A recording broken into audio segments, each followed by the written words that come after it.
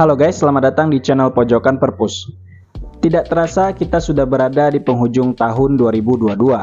Dan sebagaimana kita tahu, 2 tahun lagi, yaitu di tahun 2024, kita akan kembali menyelenggarakan pemilu untuk memilih presiden baru. Meski pemilunya masih 2 tahun lagi, tapi hiruk-pikuk kontestasi 5 tahunan itu sudah mulai kerasa nih sekarang. Lembaga-lembaga survei misalnya sudah mulai sibuk mempublikasikan hasil survei elektabilitas bursa calon. Partai-partai politik sudah mulai pendekatan antara satu dengan yang lainnya. Dan yang paling menonjol, calon-calon presiden yang akan berlaga nantinya sudah mulai pasang kuda-kuda, mondar-mandir sana-sini untuk mengampanyekan diri mereka. Di 2 pilpres terakhir yang memenangkan Jokowi di tahun 2014 dan juga di tahun 2019, kita hanya menyaksikan pertarungan antara 2 pasang calon. Terlepas dari anggapan bahwa hanya dengan 2 paslon itu akan memberikan kita kemudahan dalam mengerucutkan pilihan, tapi di balik itu masyarakat di akar rumput jadi terbelah sedemikian parah. Masyarakat begitu tenggelam dalam rivalitas 2 kubu, sampai-sampai keterbelahan itu merembet hingga unit terkecil masyarakat seperti keluarga. Cukup miris ya pas tahu ada yang sampai bercerai hanya karena berbeda kubu. Si suami mendukung si A, sedangkan si istri mendukung si B. Terbatasnya calon hanya pada 2 pasang saja terjadi bukan tanpa alasan. Itu semua disebabkan oleh sebuah sistem bernama presidential threshold. Nah, kalian perlu tahu nih soal ini, karena sistem ini pun nantinya akan sangat mempengaruhi pembentukan peta koalisi di Pilpres 2024. Secara harfiah, presidential threshold berarti ambang batas pencalonan presiden.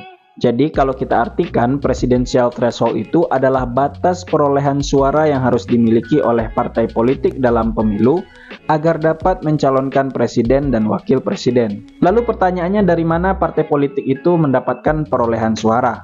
Jawabannya ya dari pemilihan legislatif atau pileg. Dalam setiap gelaran pemilu, kita kan juga mencoblos partai politik atau calon anggota dewan yang bakal duduk di parlemen. Nah, persentase perolehan suara nasional partai politik atau jumlah kursi di parlemen itulah yang akan dijadikan sebagai acuan untuk membentuk koalisi pilpres nantinya.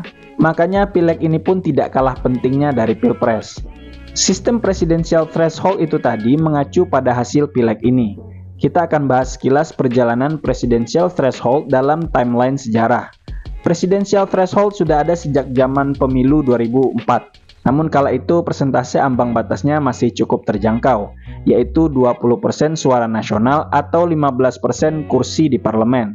Di tahun 2009 ambang batas presidential threshold melesat, jadi 20% suara nasional atau 25% kursi di parlemen. Di tahun 2014 tidak ada perubahan, aturan presidensial threshold-nya mengacu pada aturan di tahun 2009. Baru ada perubahan lagi itu di tahun 2019 yang mensyaratkan 25% suara nasional atau 20 kursi di parlemen. Tingginya presidensial threshold ini mau nggak mau memaksa partai politik untuk berkoalisi supaya dapat memenuhi ambang batas pencalonan presiden dan wakil presiden.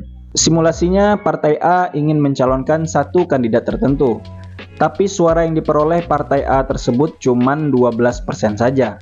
Artinya Partai A itu harus mencari sisa 13% suara lagi dengan cara berkoalisi dengan Partai B, Partai C, Partai D, dan seterusnya, agar perolehan suaranya genap 25% atau di atas 25%. Lalu barulah mereka bisa mencalonkan kandidat presiden dan wakil presiden. Nah, disinilah akan terjadi lobby-lobby politik. Bergabungnya satu partai ke dalam satu koalisi tertentu tentu tidak gratis. Apalagi kalau partai tersebut punya persentase suara yang cukup besar untuk menggelembungkan perolehan suara koalisi. Setiap partai yang merasa punya andil pastinya berebut, ingin kandidat pilihan mereka lah yang harus dicalonkan. Yang jelas tingginya presidensial threshold ini menutup kemungkinan bagi hampir semua partai untuk mencalonkan kandidatnya sendiri. Karena hal itu, banyak yang akhirnya menolak sistem presidensial threshold ini. Sebut saja diantaranya Gatot Nurmantio, Refli Harun, Rizal Ramli, Rocky Gerung, dan Yusril Iza Mahendra. Aturan presidensial threshold ini sendiri sudah bolak-balik diajukan ke Mahkamah Konstitusi untuk direvisi atau bahkan dihapus. Nyatanya sampai saat ini pun permohonan itu selalu ditolak oleh MK. Jadi terbatasnya jumlah paslon itu bukan karena nggak ada lagi calon yang mau maju ya, Banyak sebenarnya yang mau maju, tapi mereka terhalang oleh benteng yang bernama presidensial threshold itu tadi. Untuk Pilpres 2024, hanya satu partai saja yang bisa langsung mencalonkan kandidat tanpa harus berkoalisi dengan partai lain. Partai itu adalah PDIP. Pada pemilu 2019 silam, PDIP berhasil mendapatkan 22,26% kursi di parlemen, membuat partai berlogo banteng itu telah memenuhi ambang batas minimal 20% kursi parlemen untuk mencalonkan presiden. Gue rasa karena ini ya, PDIP itu terlihat sangat santuy menanggapi soal pemilu 2024. Di saat partai-partai lain sudah mulai membangun komunikasi, bahkan ada yang sudah deklarasi juga, PDIP masih belum memutuskan langkah politiknya. Dengan situasi seperti itu, maka ada dua kemungkinan untuk PDIP. Pertama, PDIP akan mengajukan calon sendiri tanpa berkoalisi dengan partai lain. Calon yang akan dimunculkan oleh PDIP mengerucut pada dua nama. Dan gue yakin kalian pasti udah bisa nebak. Sang putri mahkota Puan Maharani dan Gubernur Jateng Ganjar Pranowo. Di hadapan publik, keduanya sama-sama menunjukkan hasrat untuk mencalonkan diri di pemilu 2024 nanti. Ganjar sendiri sudah mengatakan nih kalau dirinya itu siap untuk nyapres. Sementara Puan meskipun belum blak-blakan mengungkapkan hasratnya, tapi dia pernah menyampaikan bahwa Indonesia akan kembali memiliki presiden perempuan di tahun 2024. Seperti sedang membicarakan dirinya sendiri. Ditambah lagi para pendukung dan simpatisan Puan di PDIP terus menggaungkan wacana Puan Presiden yang ditanggapinya secara positif. Masalahnya PDIP tentu tidak bisa mencalonkan dua-duanya. PDIP harus memilih salah satu untuk dicalonkan sebagai presiden. Ganjar mungkin adalah figur yang paling berpeluang tinggi untuk dicalonkan sebagai presiden. Survei elektabilitas selalu menempatkan dirinya di posisi 3 teratas bursa capres. Nah, dengan modal yang begitu besar, cukup sulit membayangkan Ganjar akan bersedia hanya dijadikan sebagai wapres. Apalagi jika tidak dicalonkan sama sekali oleh PDIP. Jika Ganjar tidak dicalonkan sebagai capres, besar kemungkinan dia akan memilih hengkang ke partai lain yang mau menampungnya. PDIP pastinya akan kehilangan ceruk suara yang cukup signifikan. Secara hitungan matematis, mencalonkan Ganjar akan memberikan keuntungan bagi PDIP. Di sisi lain, PDIP sebagai partai yang mengagungkan terah Soekarno juga merasa perlu untuk mengorbitkan Puan sebagai pemimpin penerus dinasti keluarga Soekarno. Kakeknya seorang presiden. Ibunya juga pernah menjadi presiden, dan sekarang adalah momen baginya untuk menjadi presiden juga. Masa dalam 2 pilpres terakhir yang dicalonkan bukan dari keluarga Soekarno, terus nanti di 2024 yang dicalonkan bukan dari keluarga Soekarno lagi. Sayangnya elektabilitas Puan itu sangat rendah. Banyak pengamat yang menilai PDIP akan ditinggalkan pemilih jika memaksa mencapreskan Puan. Kita balik lagi pada skenario kemungkinan yang pertama tadi. Jika PDIP maju tanpa berkoalisi, PDIP bisa menduetkan Ganjar dengan Puan. Ganjar sebagai presiden dan Puan sebagai wakil presiden. Di satu sisi, PDIP bisa mendulang suara yang banyak dengan mencalonkan Ganjar sebagai presiden.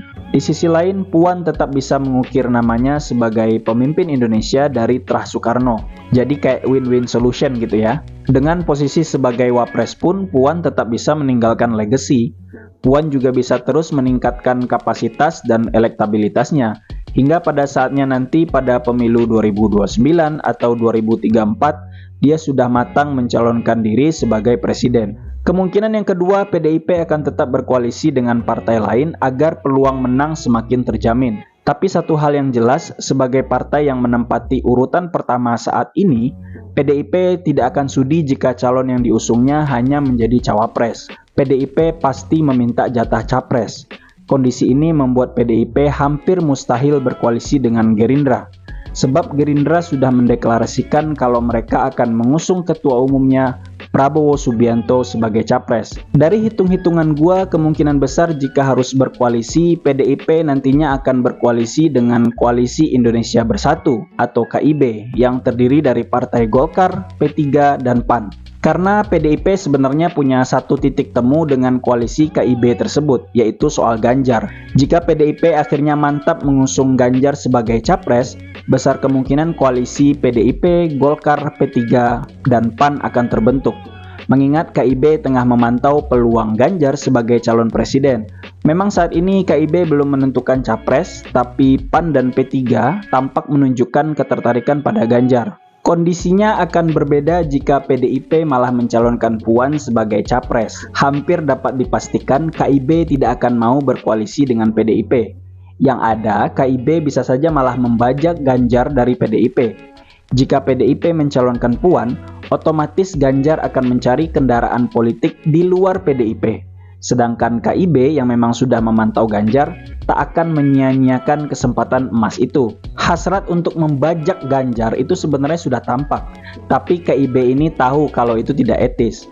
KIB menghormati hubungannya dengan PDIP sebagai mitra koalisi di pemerintahan Jokowi, sehingga KIB akan lebih banyak wait and see.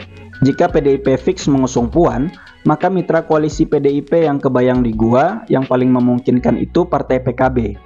Kenapa? Karena sama Gerindra kayaknya nggak mungkin. Prabowo nggak mungkin jadi cawapresnya Puan. KIB juga kayaknya mustahil, karena pastinya KIB pasti lebih memilih mengusung Ganjar. Lalu koalisi perubahan yang terdiri atas Nasdem, Demokrat, dan PKS juga nggak mungkin, karena mereka sudah punya Anies. PKB menjadi mitra koalisi yang layak buat Puan, karena PKB itu tidak terlalu ngotot mencalonkan ketua umumnya Muhaimin Iskandar harus jadi capres. Posisi cawapres pun PKB tidak masalah, jadi duet Puan Muhaimin bisa terwujud. Tapi PDIP harus membajak Muhaimin dari koalisi Gerindra, mengingat PKB saat ini lebih condong ke Gerindra. Ya ini skenario yang menurut gue paling kecil kemungkinan terjadi sih. Intinya memaksakan pencalonan Puan tidak hanya berpotensi menurunkan kans kemenangan PDIP, tapi juga bisa jadi menyulitkan bargaining position PDIP di hadapan mitra koalisi. Sekarang kita bahas Prabowo dan Gerindra. Jujur gue sendiri sempat kaget ya pas dengar kalau Prabowo kembali mendeklarasikan diri sebagai calon presiden di 2024 nanti. Karena dalam benak gue waktu itu, pemilu 2024 hanya akan diisi oleh wajah-wajah baru yang pastinya akan menyuguhkan gagasan baru juga untuk Indonesia. Prabowo mungkin bakal jadi kingmaker saja seperti Megawati yang sifatnya hanya mengorbitkan satu calon tertentu dan menggunakan pengaruh serta popularitasnya untuk memenangkan calon tersebut. Soalnya memang Prabowo ini layaknya jadi kingmaker aja udah. Dia telah berperan dalam membesarkan tokoh seperti Jokowi, Ahok, dan Anies. Tapi dengan deklarasi siap nyapres waktu itu, maka pemilu 2024 menjadi edisi yang keempat bagi Prabowo berlaga di kontestasi 5 tahunan itu. Ya mungkin ini menjadi ajang pembuktian bagi Prabowo kali ya kalau dirinya belum habis. Hal tersebut diperkuat dengan hasil survei yang selalu menempatkan namanya dalam daftar teratas capres favorit, membuat Prabowo yakin kalau harapan itu masih ada. Banyak prediksi yang telah bertebaran soal calon pasangan Prabowo. Ada prediksi Prabowo Puan, Prabowo Ganjar, Prabowo Anies, Prabowo AHY, Prabowo Muhaimin, Prabowo Mahfud, Prabowo Khofifah, Prabowo Erick Thohir, Prabowo Ridwan Kamil, sampai Prabowo Jokowi pun ada. Aduh, emang ngeri. Dari semua prediksi tadi itu ada 3 yang kemungkinan besar tidak akan terwujud. Yang pertama jelas lah ya duet Prabowo-Jokowi. Ini nggak bakal terwujud karena menurut gue aneh aja sih duet ini, terlalu dipaksakan. Lalu duet Prabowo-Anies ini kayaknya juga nggak mungkin terwujud. Anies memang pernah bilang kalau dia hormat dan salut sama Prabowo, tapi Anies itu juga seorang pragmatis. Survei elektabilitas selalu menempatkannya di 3 besar, bahkan beberapa kali unggul dari Prabowo. Rasanya nggak mungkin dia akan merelakan posisi capres begitu saja. Hal yang sama juga berlaku buat Ganjar. Jadi duet Prabowo-Ganjar juga gue ragu bakal terwujud karena Ganjar tentu akan lebih memilih maju sebagai capres. Artinya gue termasuk orang yang meyakini kalau Prabowo, Anies, dan Ganjar justru akan bersaing sebagai capres dengan menunggangi kendaraan politik yang berbeda-beda. Selain dari 3 nama itu, sangat mungkin menjadi pendamping Prabowo. Untuk saat ini wacana yang kuat berhembus adalah Prabowo Muhaimin, mengingat kedekatan Gerindra dan PKB. Gerindra juga tengah mengincar suara pemilih NU, jadi memilih PKB merupakan strategi yang tepat. Koalisi Gerindra KIB juga kayaknya masih mungkin terjadi. Sejauh ini tidak ada yang menghalangi peluang koalisi itu terbentuk. Sedangkan koalisi Gerindra PDIP kayaknya bakal sulit terwujud, kecuali jika PDIP mau mengalah dan ikhlas mengusung cawapres saja. Terus berkoalisi dengan Koalisi Perubahan juga sepertinya mustahil, karena di sana ada sosok Anies yang juga siap nyapres. Ditambah lagi hubungan Gerindra dengan PKS terutama tidak terlalu baik sejak Gerindra menyeberang ke kubu rezim. Dan juga sejak PKS tidak diberikan jatah wakil gubernur DKI sepeninggal mundurnya Sandiaga Uno. Kita tahu jatah wakil gubernur malah diberikan kepada Riza Patria, kader Gerindra. Calon lain yang menarik untuk kita bahas siapa lagi kalau bukan Anies Baswedan. Wacana pencapresan Anies sudah kuat berhembus bahkan ketika dia masih aktif menjabat sebagai gubernur DKI. Oleh pendukungnya, Anies dianggap sebagai antitesa dari rezim yang berkuasa saat ini.